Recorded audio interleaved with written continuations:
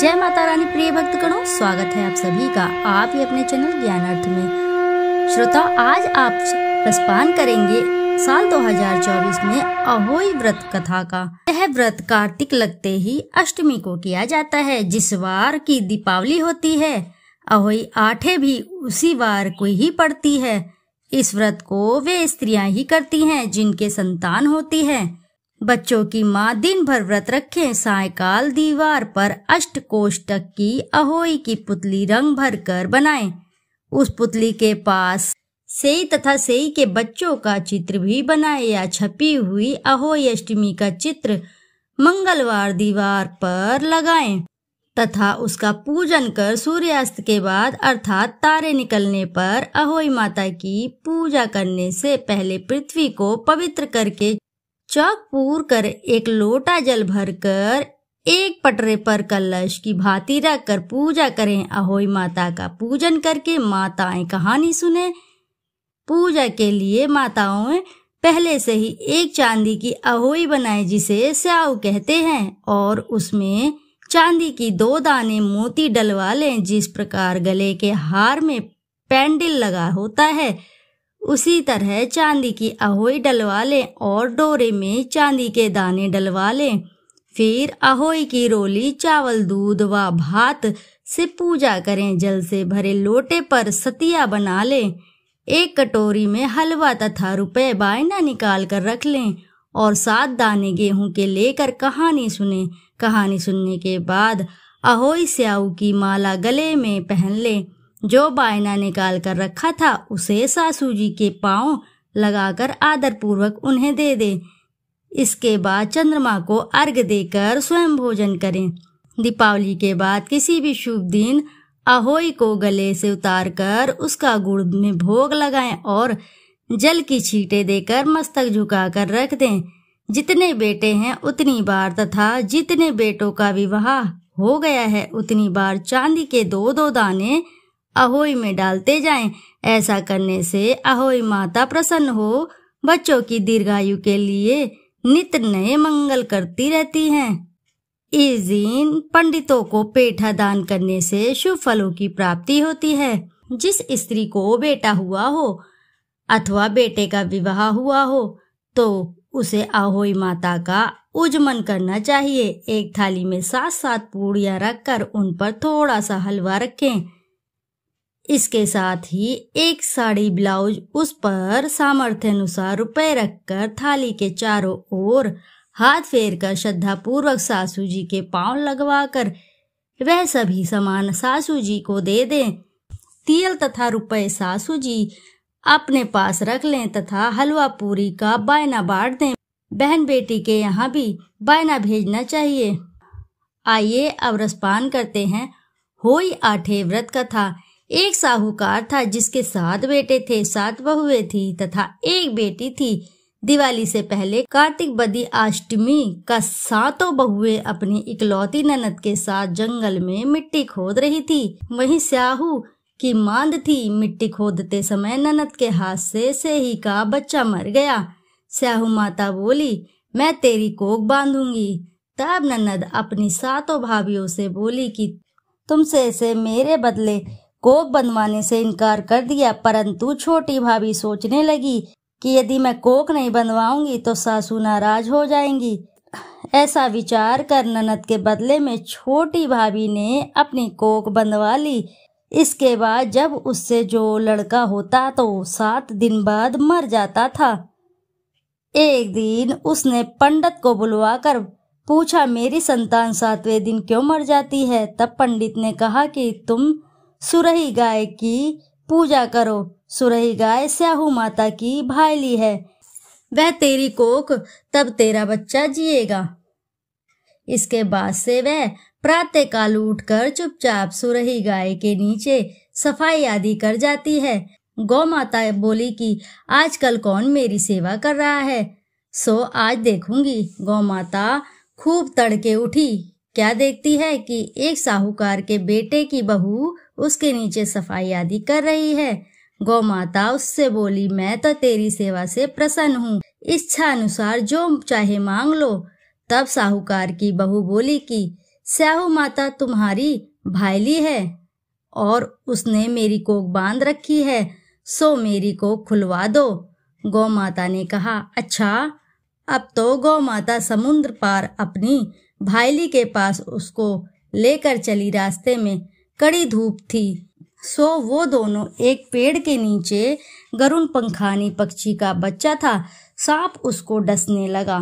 तब साहूकार की बहू ने सांप मारकर ढाल के नीचे दबा दिया और बच्चों का बचा लिया। थोड़ी देर बाद में गरुण पंखनी आई, जो वहां खून पड़ा देखकर साहूकार की बहू को चोंच मारने लगी। तब साहूकार ने बोली कि मैंने तेरे बच्चों को नहीं मारा, बल्कि सांप तेरे बच्चों को डसने आया था। मैंने तो उनसे तेरे बच्चों की रक्षा की है। यह सुनकर गरुण पंखनी बोली कि मांग, तू क्या मांगती है? वह बोली, 7 समुंदर पर स्याहू माता के पास पहुंचा दे। गरुण पंखनी ने दोनों को अपनी पीठ पर बैठाकर स्याहू माता के पास पहुंचा दिया। स्याहू माता उन्हें देखकर बोली कि बहन, बहुत दिन में आई हो। फिर कहने लगी कि बहन, मेरे सिर में जूं पड़ गई।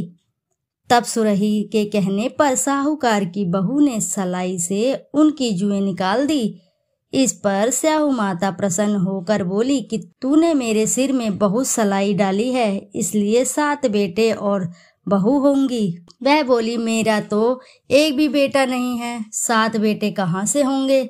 स्याहू माता बोली, वचन दिया है, वचन से फिरूंगी तो धोबी कुंड पर कंजरी हूँ। जब साहूकार की बहू बोली, मेरी कोख तो तुम्हारे पास बंद पड़ी है। यह सुनकर स्याहू माता बोली कि तूने मुझे बहुत ठग लिया। मैं तेरी कोख खोलती जो नहीं, परंतु अब खोलनी पड़ेगी। जा, तेरे घर तुझे 7 बेटे और 7 बहुएं मिलेगी। तू जाकर उजमन करियो, 7 अहोई बनाकर 7 कड़ाही करियो। वह लौटकर घर आई तो देखा 7 बेटे 7 बहुएं बैठी थी। वह खुश हो गई। उसने 7 अहोई बनाई, 7 उजमन किए तथा 7 कड़ाही की। रात्रि के समय जेठानियां आपस में कहने लगी कि जल्दी जल्दी नहाकर पूजा कर लो, कहीं छोटी बच्चों को याद करके रोने लग जाए। थोड़ी देर में उन्होंने अपने बच्चों से कहा, अपनी चाची के घर जाकर देख आओ कि वह आज अभी तक रोई क्यों नहीं। बच्चों ने जाकर कहा कि चाची तो कुछ मान रही है, खूब उजमन हो रहा है। यह सुनते ही जेठानियां दौड़ी दौड़ी उसके घर आई और जाकर कहने लगी कि तूने कोख कैसे छुड़ाई? वह बोली, तुमने तो कोख बंधाई नहीं, सो मैंने कोख खोल दी। स्याहू माता ने कृपा करके मेरी कोख खोली, उसी प्रकार हमारी भी खोलियो। कहने वाले तथा सुनने वाले की तथा सब परिवार की कोख खोलियो। तो बोलो जय अहोई माता की जय। प्रिय भक्तगणों, आइए अब करते हैं अहोई माता की आरती। जय अहोई माता मैया, जय अहोई माता, तुमको निस दिन ध्यावत हर विष्णु विधाता। जय अहोई माता, ब्रह्माणी रुद्राणी कमला तू ही है जग माता। सूर्य चंद्रमा ध्यावत नारद ऋषि गाता। ओम जय अहोई माता, माता रूप निरंजन सुख संपत्ति दाता। जो कोई तुमको ध्यावत नित मंगल पाता। ओम जय अहोई माता, तू ही पाताल है बसती, तू ही है शुभ दाता। कर्म प्रभाव प्रकाशत जग निधि से त्राता। ओम जय अहोई माता, जिस घर थारो वासा वहीं में गुड़ आता। कर न सके सोई कर ले, मन नहीं धड़काता। ओम जय अहोई माता, तुम बिन सुख ना होवे, ना कोई पुत्र पाता, खान पान का वैभव तुम बिन नहीं आता। ओम जय अहोई माता। शुभ गुण सुंदर युक्ता, क्षीर निधि जाता, रतन चतुर्दश तो कोई नहीं पाता। ओम जय अहोई माता। मैया ओम जय अहोई माता। श्री अहोई माँ की आरती जो कोई गाता, मैया जो कोई गाता, उर उमंग अति उपजे, पाप उतर जाता। ओम जय अहोई माता। प्रेम से बोलिए प्रिय भक्तगणों, जय अहोई मैया की जय। श्रोताओं, यदि आपको वीडियो अच्छी लगी है तो वीडियो जरूर लाइक करें और साथ ही चैनल को सब्सक्राइब करें। एक बार अपनी सच्ची श्रद्धा से कमेंट बॉक्स में जरूर लिख दें, जय अहोई मैया की जय। आपकी मनोकामना शीघ्र ही पूर्ण होगी।